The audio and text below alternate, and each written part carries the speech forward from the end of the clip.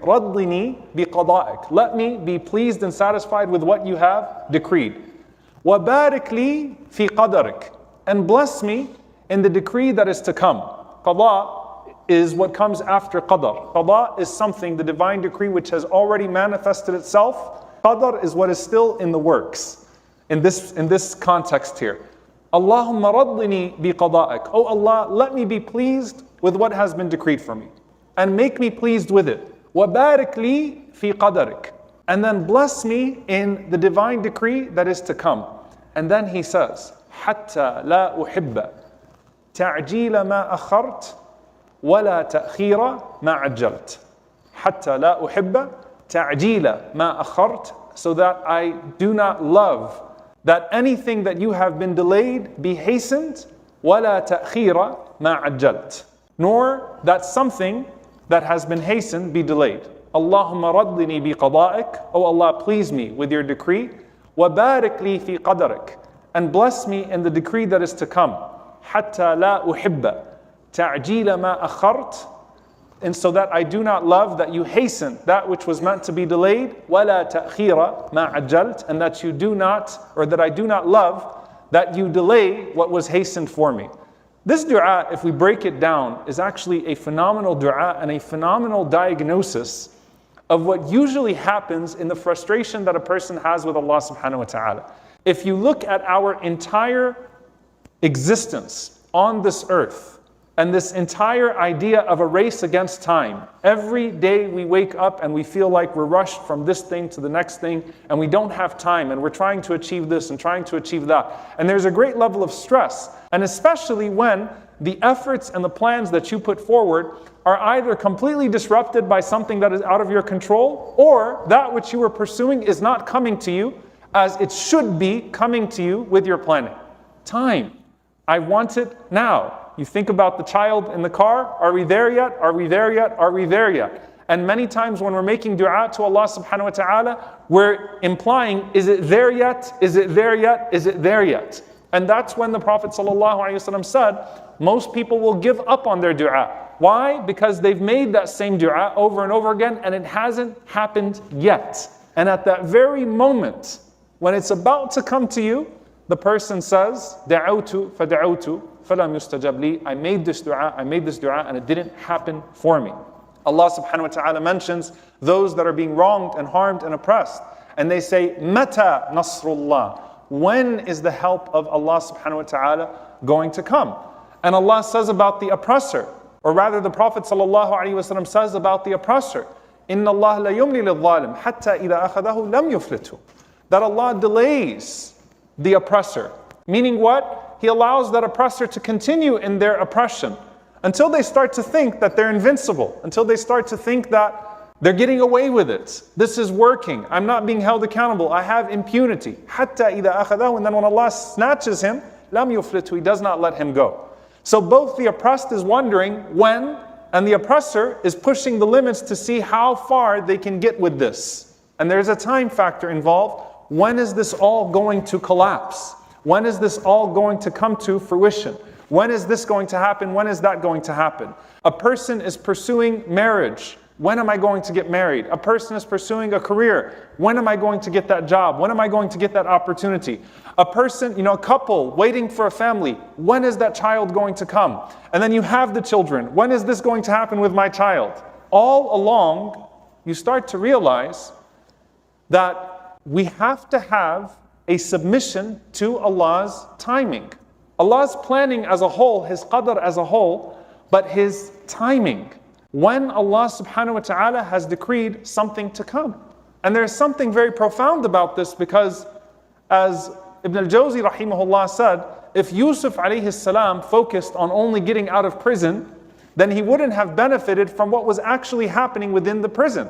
And so when you're in a trial or a hardship, a person becomes so eager for that hardship to end. Ya Allah, when is this going to be lifted?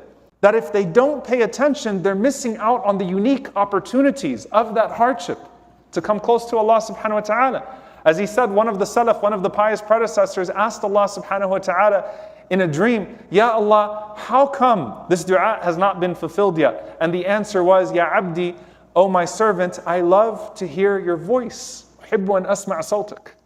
I love to hear your voice in dua. And what you were getting out of those moments of dua as the delay was happening was better than what you were seeking in the immediate moment. The delay became good for you because what you attained in terms of faith and character in that delay was far greater than what Allah subhanahu wa ta'ala could have hastened for you in the moment. When you're in the midst of the trial, Allah subhanahu wa ta'ala pushes you towards certain things or offers you the potential to push yourself towards certain things. The entire time you're saying, when? And it's important to take a step back and say, you know what? While I'm asking Allah subhanahu wa ta'ala for this trial to come to an end, let me pay attention to the unique opportunities that exist within this trial.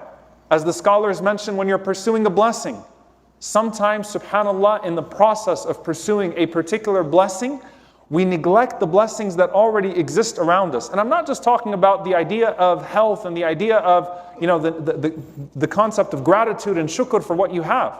But while you're in the pursuit of this particular thing, if you develop tunnel vision, when is this going to happen? When am I going to get this? When am I going to get that? The other ni'am in your life all have a timeline. The other blessings all have a timeline. And they're moving towards a sense of expiration. So your parents are getting older while you're pursuing this. Your kids are getting older while you're pursuing this with your career. This is happening while this is happening. And if I'm so focused on this blessing that I'm in pursuit of, then those blessings are also moving on a timeline. And I'm missing out on something here. And to take a step back and say, instead of when, wait a minute, what's all this that's already around me? And how do I have a refreshed lens on a daily basis for those things? And that's one of the blessings of shukr. Shukr refreshes the lens every day on the ni'am that you have in your life, on the blessings that you have on your life, to make you say alhamdulillah all over again. Alhamdulillah, alhamdulillah, alhamdulillah. You don't just say alhamdulillah you have a salary, you say alhamdulillah every time you have food on the table. It refreshes the lens so that you realize what I'm pursuing, if it's a halal pursuit, should not become such a focus and an obsession for me that I worry about the time that it's going to unlock itself, that I lose out on the limited time of the other blessings that are around me, whether that's the people or the things that are around me. So to move on from when, and to recognize, subhanAllah, that the delay that Allah subhanahu wa ta'ala gives to us at times is the greatest design for our lives. Of course, Allah Azza wa Jalla says, وَخُلِقَ الْإِنسَانِ, human beings have been created as what? عَجُولًا, hasty. We always want things now. It's not just our children that are always pushing and saying, when is it, are we there yet? Is it over yet? Am I going to get this yet? When? It's us as well, in our own ways with Allah subhanahu wa ta'ala. Ya Allah, when? When is this going to happen? When is that going to happen? And that doesn't mean that you don't become an ambitious person.